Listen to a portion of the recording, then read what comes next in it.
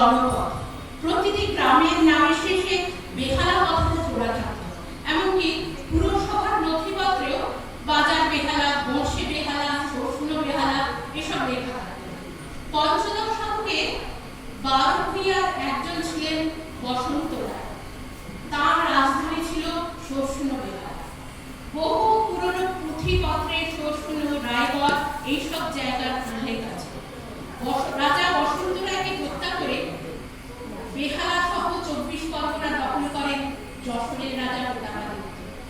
দিল্লির মসনদে তখন সম্রাট আকবর। আকবরের সেনাপতি রাজা মানসিংহ যশোর রাজ প্রতাপাদিত্যকে পরাজিত করেন। সেই যুদ্ধে মুঘল সেনাপতিদের সঙ্গে কাঁধে কাঁধ মিলিয়ে যুদ্ধ করেছিলেন এক বঙ্গ সন্তান, তার নাম লক্ষ্মীকান্ত গঙ্গোপাধ্যায়। ইতিমধ্যে আকবরের মৃত্যুর পর জাহাঙ্গীরের আদেশে রাজা মানসিংহ 1608 সালে 24 পরগনা, বাংলাদেশ এবং মেদিনীপুরের বিস্তীর্ণ অঞ্চলে জায়গিরদারি দেন লক্ষ্মীকান্ত গঙ্গোপাধ্যায়।